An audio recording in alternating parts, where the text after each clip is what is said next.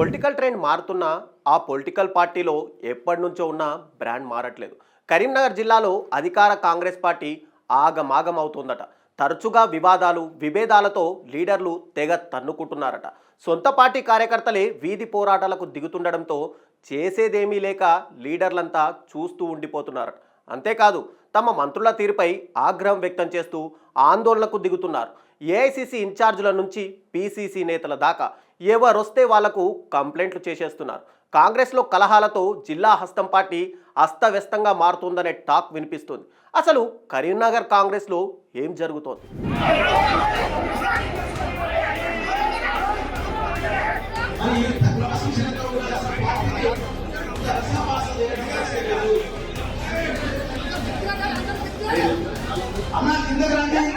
ఒక జిల్లాకు ఒకటే పార్టీ ఆఫీస్ ఉంటుంది. అది ఏ జిల్లా అయినా ఏ పార్టీ అయినా. కానీ కరీంనగర్లో అలా కాదు.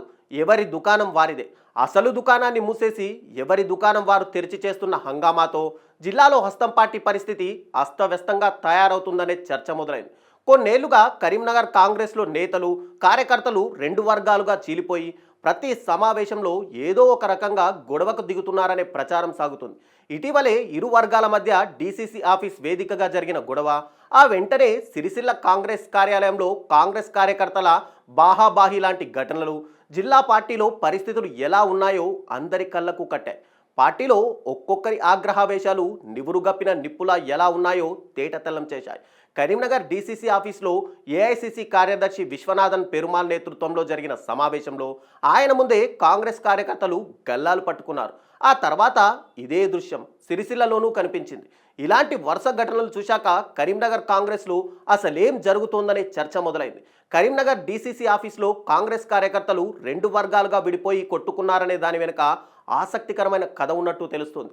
విశ్వనాథన్ పెరుమాల్ కరీంనగర్కు రాగానే పార్టీలోని కొందరు ద్వితీయ శ్రేణి నాయకులు ఆయన్ని కలవగా వారితో పాటు ముఖ్య నేతలు ఉన్నారు. వారంతా ఇక్కడి కాంగ్రెస్లో నెలకొన్న పరిస్థితిని వివరించారు. కీలక నాయకులే గ్రూపులను ప్రోత్సహిస్తున్నారని ఫిర్యాదు చేశారట. జిల్లాలో కాంగ్రెస్ పార్టీ ఎదగకపోవడానికి కారణం వాళ్ళేనని చెప్పారనే గుసగుసలు వినిపిస్తున్నాయి. అంతేకాదు ప్రతి పనికి అడ్డు పెడుతున్నారని చెప్పారట. ఇదే సమయంలో కరీంనగర్ నియోజకవర్గ ఇన్ఛార్జిగా ఉన్న పురమల్ల శ్రీనివాస్ కూడా కాస్త గట్టిగానే వాయించేశారట.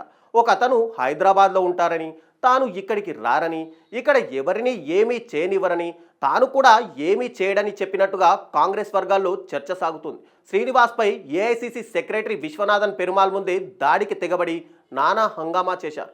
మరోవైపు సిరిసిల్ల జిల్లా కాంగ్రెస్లోనూ ఇవే పరిస్థితులు కనిపిస్తున్నాయి. అక్కడి జిల్లా ఆఫీస్లోనూ ఇలాంటి దృశ్యమే కనిపించింది. చీటి ఉమేష్ రావు అనే నాయకుడు స్టేజిపైకి ఎక్కగానే గొడవ మెద్దలు పెట్టేశారట.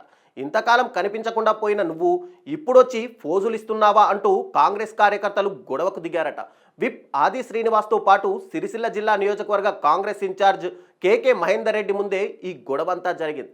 దాంతో కరీంనగర్ డీసీసీ ఆఫీస్లో జరిగిన గొడవ మరవక ముందే సిరిసిల్ల జిల్లా పార్టీలో అంతర్గత కలహాలు ఏ స్థాయికి చేరుకున్నాయో అందరికీ అర్థమైంది.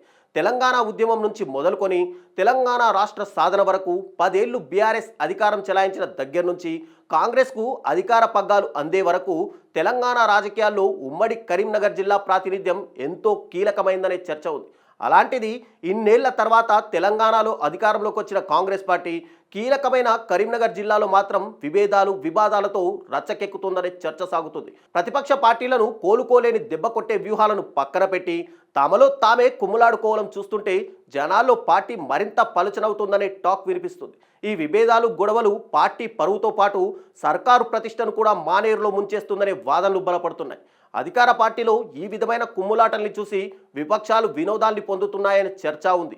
కరీంనగర్ జిల్లా కాంగ్రెస్ నేతలు కార్యకర్తల్ని సెట్ రైట్ చేసేందుకు పిసిసి ఎలాంటి చర్యలు చేపడుతుందనేది ఆసక్తికరంగా మారింది.